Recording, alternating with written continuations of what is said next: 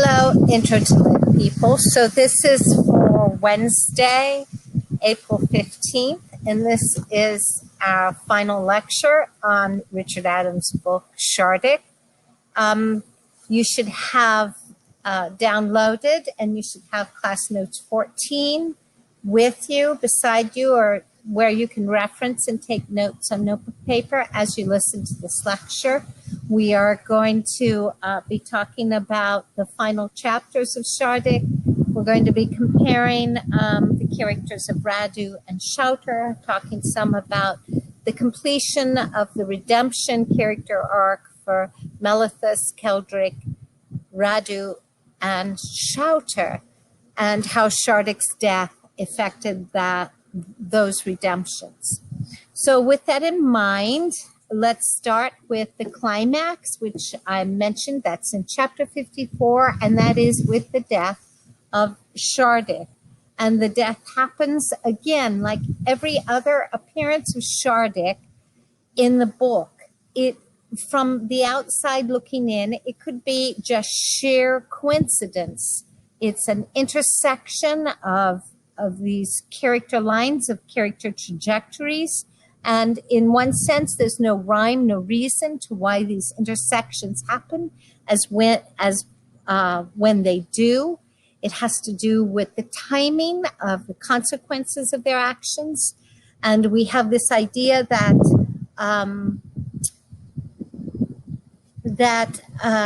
God can afford to wait, that God is waiting for our consequences to develop, for the consequences of our actions to develop a fullness. So this is a very biblical, this is a very scriptural concept and idea, in the fullness of time. And God's power here, that Adams is making a very strong statement here. Fallen man talks about the power of God. To you be the kingdom and the power and the glory forever and ever. Okay? Some would argue that was a later addition to the Lord's Prayer and not originally a part of the prayer that Jesus gave his disciples. So, and this idea that we build our earthly churches, the cathedrals, the temples, to be emblems and symbols of God's power, and we're understanding his power in terms of strength, in terms of domination, in terms of force and physical force and strength. And Adams is really showing us that as far as power goes, that kind of definition of power, that understanding of power is fallen. It is the kind of understanding of power that led to Satan's fall in Milton's Paradise Lost. And it is certainly Genshed's understanding of power, and it is certainly Shouter's understanding of powerless. And there's particularly this sense that the powerless, like Shouter, like the slave children, those who it seems like the defining mark in their life is that they lack of that kind of power, of the power to self-determine, of the power to be a free agent, to have control of their own destiny and their own outcome. And then that lack of power means that the focus, and their focus when they think of God, is on that power. And within the context of Shardik, evil is connected to the power of control. It's connected to force, and is connected to this fallen understanding of power. Power is the ability to master somebody's will. And then in contrast, then the power of God is this power that's being exhibited in Shardik. And Adams is being very subtle here. He's being very careful. He's playing with us. Because when we first meet the bear, what is overwhelming to us is its size and its physical power. Everyone that comes into the sphere, the radius of this bear, the first thought is how huge he is, how powerful he is. And again, this power is manifested in a difference in size. So it's a physical power. No human being is as strong as the bear. And the consequences of that, which is this idea that somebody who's stronger than us can take our life from us. So we experience this kind of power, being confronted or being placed in the presence of this kind of power as by contrast, we become more aware of our own weakness and our own smallness and our own lack of power. And then following from that, this sense that we are vulnerable and we're threatened by this kind of power. It means somebody who's stronger than us could kill us, could take our life from us. And this is exactly how people respond to Shardik. And actually, by the time we reach the end and the climax of the book, what we found out is that the power of Shardik is a very different kind of power. It's the power to redeem. And the power to redeem comes from the ability for God to appear, to be present, to bring things to pass, to cross the paths of the Tikinda and Keldric and Melithus, to cross the paths of Genshed and Keldric and Radu and Shelter. And then for Shardik to appear suddenly here at this moment when Radu is undergoing the supreme testing. Genshed has already demonstrated the strength of his strength of will, his strength of his power in terms of force and control over Radu. And Radu brought Shara to Genshed, but then he didn't hand Shara over. He turned and walked away with her.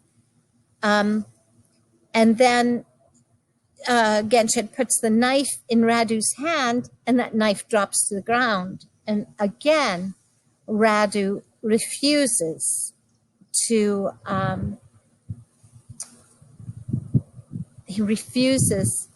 be the vessel of Genshed's will. This supreme battle happens within the will. And just at this timing, when Genshed himself then is to take Keldric's life, Shardik appears. And at this moment then, Shardik kills Genshed. And notice in chapter 4, that's a passage that I'd like you to take a closer look at in chapter 4. It begins in on page 519, and when Genshed fires a flaming arrow, and again notice the symbolism of fire here, and Shardik is being God's messenger, and as such, this refining fire that everybody is finding themselves in. And again, this fire, it's not in terms of control, because everyone has a choice how they respond to Shardik. Even while their lives, they are in the presence of something that reveals their vulnerability and their weakness, there's no control here. And in fact, we see them taking control of Shardik, imprisoning him as Keldric did in Bakla, or running away from him as Melithus did. In clear contrast, 180 degrees opposite from power as it's demonstrated and exhibited in Genshed. And instead, here's God just waiting for the consequences, for the fruit of all of the actions, this incredible complexity character here, character there, characters, 100 miles away from each other, and then like they're slowly moved within each other's sphere without knowing it. And all of these connections are made, and then at this great moment of need, Shardik appears, and Genshad tries to kill him with this flaming arrow. And then Keldric describes what happened. As though in a trance, Keldric again rose to his feet. Once more, as it seemed to him, he was standing on the battlefield of the foothills, surrounded by the shouting of soldiers, the trampling of fugitives, the smell of the trodden ground. Indeed, he felt he could plainly see before him the Beckland soldiers, and in his ears he heard the sound of the roaring of Shardik as he burst out from among the trees. Shardik, a blazing torch which would consume them all. A charging fire from which there was no escape. The wrath of Shardik filled earth and sky. The revenge of Shardik would burn his enemy up and trample him beneath his feet. He saw Genshad turn, run back down the path, and force his body into the cleft of the rock. He saw Shouter hurled to one side and Radu flung on top of him, and leaning forward, he shouted, Shardik, Shardik, the power of God. Now notice this power isn't just in terms of the force. So there is this display of force. So we're going to see. But there's also, notice this, it's God's power is in that he's the master of time. Time is his tool. Time is his possession. Time is God's. Shardik, the arrow jutting from his face, came to the rock into which Genshad had squeezed for refuge. And I just have to call your attention again to the biblical allusion here. Adams has filled this book with biblical allusions, being very careful that we can't just do this simplistic one-to-one correspondence. But Genshad is hiding in the cleft of a rock. The cleft of a rock. Biblically, what's the cleft of the rock? He'll hide me in the cleft of the rock. There's this inversion where evil is hiding in the cleft of the rock. And if we go back to Dante, guys, and remember in the end, that journey to the inferno, the journey to hell, that frozen lake at the bottom of hell, circle 9, that area of traitorship, where Satan was lodged and frozen into the center of Cocytus, that represented our heart, the human heart, as hard as ice. And Dante's whole journey to redemption depended first on going straight to the heart and confronting the hardness of that heart. And the fact that that hardness was the result, the consequence of his own choices and actions. So here we have Genshad, the evil, hiding in the cleft of this rock. And this isn't just a boulder, okay? This scene takes place where this stream is feeding into the Telfiana River. So it's where a smaller stream is meeting a huge flowing river. Think Mississippi. Think Nile, think Amazon here, okay? The size of the river. And it's like this boulder, this rock is this huge outcropping standing alone. And it has a little crevice split right in it where Genshad has, along the river's edge, he's sought shelter from the bear there. It's a huge rock.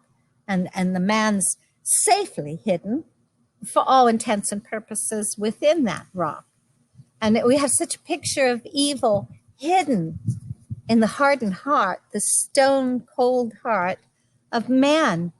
Shardik, the arrow jutting from his face, came to the rock into which Genshad had squeezed for refuge. Standing erect, he thrust one blackened paw into the cleft. Genshad stabbed it, and the bear, roaring, drew it back. So his behavior is bear-like. The bear sticks his paw into the crevice. Then Shardik struck and split the rock itself. So now this is a miracle. This is miraculous. This is a kind of strength. This is something Keldric witnesses. It's a strength that is the strength of the supernatural. The top of the rock cracked across like a nutshell, and then as Shardik struck it again, broke into 3 great fragments, which toppled and fell into the deep water below. Once more the bear struck, a dying blow, his claws raking his enemy's head and shoulders. Then he faltered, this is Shardik, clutching, shuddering at the rock, and slowly collapsed across the splintered, broken base. So this is Shardik's dying act. And as he falls dead, apparently evil, the victor over him, he dies under the fire that evil has lit. And those fiery arrows, this is New Testament talk, the fiery arrows, the fiery darts of the enemy. And Adams is bringing this into, he's using it literally here, with Genshad firing this fiery arrow into the eye of God. Watching, Keldric and Radu saw a figure crawl out from the base of the cleft. Radu screamed, and for a moment the figure turned toward him as though it could hear. Perhaps it could, yet it had no eyes, no face, only a great wound, a pulp of bloody flesh stuck here and there with teeth and splinters of bone, in which no human features could be discerned. And this is the demise, this is the death of Genshad. This is what the power of God reveals. Thin wailing cries came from it like a cat's, yet no words. For it had no mouth and no lips. It stumbled into a tree and shrieked aloud, recoiling with fragments of bark and twigs embedded in its soft red mask. Blindly it raised both hands before it as though to ward off the blows of some cruel tormentor, yet there was no one near it. Then it took 3 blundering steps, tripped and without a sound, pitched over the verge. The splash of the fall came up from below. Radu crawled forward and looked over the edge, but nothing rose to the surface. The scabbard of his knife floating in blood on the water, and the fly trap lying smashed beside the broken rock. These were all that remained of the cruel slave trader, who had boasted he could drive a child mad with fear worse than blows. And so in the climax, here's the ultimate confrontation between good and evil, the power of God represented, manifested in this massive bear, and the power of Genshad. And the power of Genshad is broken. Or is the power of Genshad broken? And that is the question that remains to be answered in the falling action of the book. So book 7, notice it's not until Shardik is dead that we begin the last section, and it is called The Power of God. Because now it seems like it remains for Keldric and Malethus to manifest the power of God, to understand the power of God, and if you will, to realize it in the obedience of their own actions. But Keldric has to learn what actions he needs to take. And the first part of the falling action, chapters 55 and 56, when Keldric awakes in the village, Malethus appears at his side, and Radu and the children, supposedly Radu and the children are taken in by the villagers, and Radu's father's soldiers take care of them. All of these things are going on in 55 and 56. And 56, they hold the passing of Shardik. So they hold a funeral, if you will, for him. And again, the bear ends in fire. He's burned on this raft with the body of Shara between his paws strewn with flowers. And Melithus herself, even though she is no longer a priestess and she's defiled as a priestess, she can never be that kind of priestess again. It's not possible. Her actions have consequences. And though she's redeemed, all right, she's redeemed in a different direction for another thing, not for that thing that office of priest, of being a priestess that she had been in before. And she understands this. And she understands now that the ultimate power is in God's hand. And she just has to wait. She just has to wait for him. Wait, be ready to perceive. To wait, to be ready to perceive. As the Tuginda said at the beginning of the book, the 3 tasks of a priestess: to wait, to be ready to perceive, and to act in obedience when that perception, when the will of God is made manifest. So here we have then the passing of Shardik. And now, but there's still a little something else that has to be done. Melithus's ark, she's fully redeemed. Well, maybe not.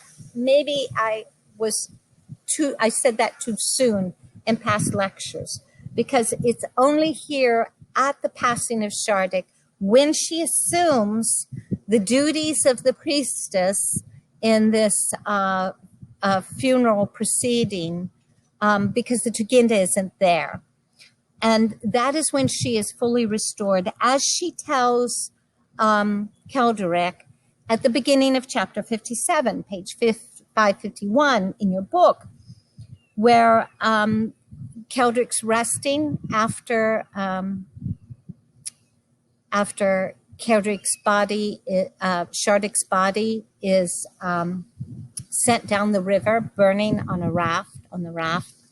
And now Kelderic is just, what's he in the presence of? This great emptiness, because the God he was following is gone. The physical presence, embodiment of that God is gone. It's very appropriate. This reading was assigned over Easter weekend.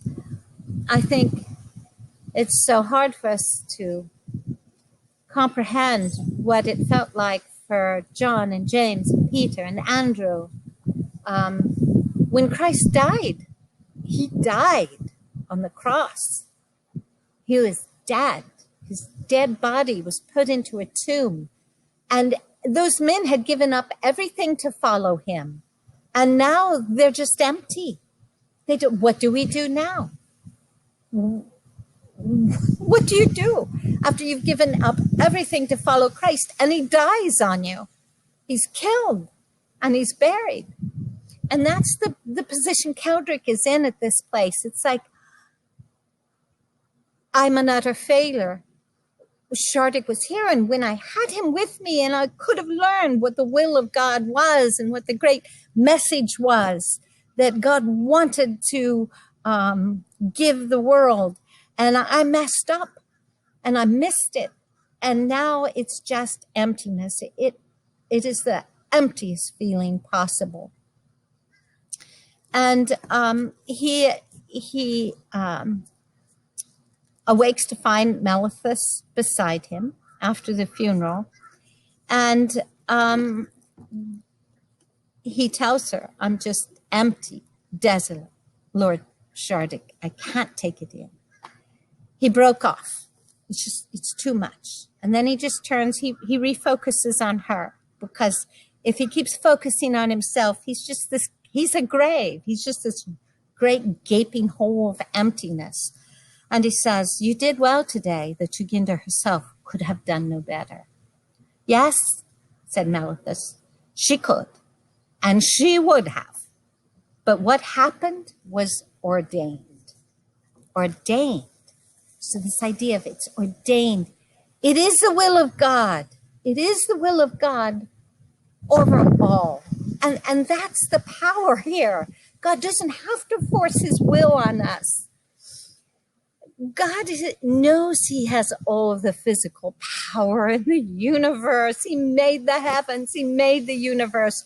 That kind of physical power is nothing to him. It's like Jesus said, I can forgive sins. Will you believe me? Will you believe I have that power? If I tell this man to get up and walk, I show you I have power over the physical body. It's like that's a little thing for me to do. And it's like somebody that's all powerful, they're not focused on that. They're not focused on that power. They have it all. They know. They're not concerned. It's only those who don't have it that are aware of it and so focused on it. No, God's focus is on something else. His focus is on something else. It's the focus. It's his love. It's his love that's guiding his focus, not his power. Because he loves and he can't control his loved ones because love, real love, doesn't control. It's not about that kind of power at all. Real love trusts. And here's God's will, and Malithus uses this term, ordained. So I believe, she says. I haven't told you something else that Tuginda said to me before I left Zare. I asked her whether, if I found you, I should give you any message from her. And she said, he's troubled because of what he did years ago at Moonset on the road to Gelt. That's when Keldric betrayed the Tuginda and had her imprisoned, tied up, and sent back to Quiso because she wasn't agreeing to this idea of drugging Shardik and imprisoning him in a cage and taking him to Bakla, forcing him to man's will. He hasn't been able to ask forgiveness, so though he wants it, tell him I forgive him freely. And then she said, so this is the Tuginda talking to Malithus. So then the Tuginda said, I'm guilty too. I'm guilty of pride and stupidity. I asked, how, Syed? How could you be? Why, she said, you know, as I do, we were taught what we've been taught and what we have taught to others. We were taught that God would reveal the truth of Shardik through two chosen vessels, a man and a woman, and fashion them. He would break those vessels to fragments and himself refashion them again to his purpose. I had supposed in my stupid pride that the woman was myself. And often I thought I was suffering the breaking. I was being broken, but I was wrong. It was not I, my dear girl. It was not I, but another woman that the Lord chose to be broken and whom he has now fashioned again for his purposes. Malithus was crying, and he put his arm around her, unable to speak for the shock of surprise that filled him. Yet he was in no doubt the truth of her words, and his perception began to come upon him of all that her words imported. He felt like one looking out toward an unknown country, half hidden in the twilight and mist of early morning. So there, and then they talk about Shouter, and Keldric reminds her he's a murderer. I know, Malithus says, do you want to kill him? No. And then she says, well, it's easier for me to pity him because I wasn't there. But he was a slave like the rest of them, wasn't he? I suppose he has no one at all. I think we may find there are several like that, Keldric replies. It's the unloved and deserted who get sold as slaves, you know. Yes, said Malithus, I should